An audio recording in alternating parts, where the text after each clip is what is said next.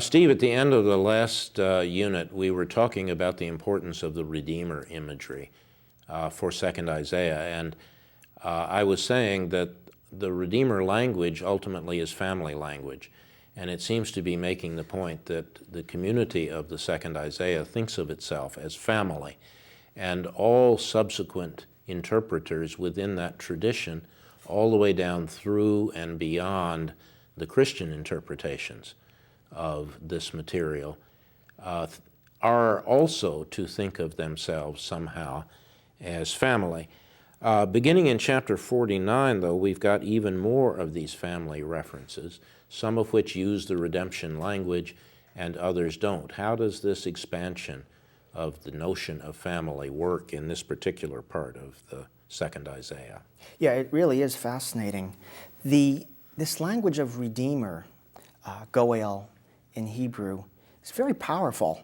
Here you've got these people in Babylonian exile suffering horribly, worried that perhaps the Davidic kingship has been decimated, the covenant's been broken. What do they do? The type of marriage that a husband, Redeemer, say, has to a wife, that he would be obligated to come and rescue her from whatever debt or slavery she got bound up into, that's a ongoing, permanent, eternal commitment of the husband to the wife. It's bound up in these family ties, which you're really not supposed to sever.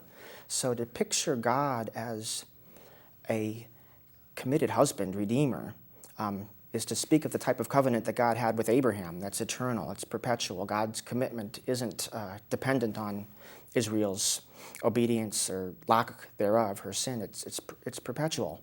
Which is a very different view than some other biblical views. The book of Deuteronomy and also the book of Jeremiah do talk about a divorce that takes place between God and Israel, and the relationship cannot be reestablished after that for legal and cultic reasons. And that becomes an argument for the absolute severing of the relationship between Israel and God. 2nd Isaiah seems to be arguing here exactly the opposite thing. Well, this notion, I think, is very helpful spiritually. The idea that God is committed to us and that our redemption by God is from God's side, and it's through grace, and we don't have to earn it. We don't have to deserve it. We can completely mess up and fall on our faces, and God is still committed like a husband loving a wife. There's that intimate connection. I think it's rich spiritually. However, the other side of this, when we get into this redemption language, is that this family is highly troubled. The wife of God, the metaphorical lover of God, is Zion, daughter Zion. She's been decimated by the Babylonian destruction of Jerusalem in 586, and her suffering is incomparable. In our section in chapter 51, let's say verse 18, God admits there's no one to guide this woman among all the children she's born. There's no one to take her by the hand. Who can even mourn for a person who's been so devastated by destruction, famine, and sword? It's healing, I think, just for God to come out and to admit that she has suffered way beyond anything anyone could ever deserve. And I think it's spiritually interesting for us when God admits that some of the tragedy in our human experience is way beyond anything that even God can put up with in God's mind. Extremely interesting. But there is this family language. There's God as the redeeming husband, Zion as the wife, and also her children. But the denial that an actual divorce has taken place, and raises the question again of whether or not the redemption of Israel, the redemption of the community, the redemption of Zion, is going to take place through the use of human agents at all. We've spent a lot of time working with this idea of human agents that seem to pop up all over 2nd Isaiah. And do you think it is simply the case that at the end of the day, this all has to be some kind of a divine act, or are people finally involved in this? I mean, what do you make of this repetition still of the servant language in these chapters? Does the servant really have a role? Is there any sense in which the community or the city are responsible for their own redemption? Or does this all have to be an outright divine act? What is 2nd Isaiah's view on all this? Well, I think this is something really worth pondering. You've got this family, God, Zion. Where does this mysterious figure of the servant that we've alluded to, where does the servant figure fit in? And is Israel in any way involved in its own redemption? I mean, for me, you can feel free to disagree, Bob, but I think it's interesting that the wife of God, daughter Zion, bears these miracle children. If you look in chapter 49, around verses 18, 19, 20, 21, Zion puts on beauty like a bride, and all of a sudden her children are gathering to her. The children of whom you were bereaved are now so many that the place is too crowded for them. Sort of this miracle blossoming of the remnant on Mount Zion. Where did they come from? It's a miracle. There's no way, just like Abraham and Sarah had a miracle children, there's no way it could happen without God doing it. But are they in some way related to the servant? Are they the folks who have taken up this new lifestyle of reverence, of humility and frailty, and are running with it? Is that the way that human beings participate in this redemption, by emulating the servant, by being children of the servant?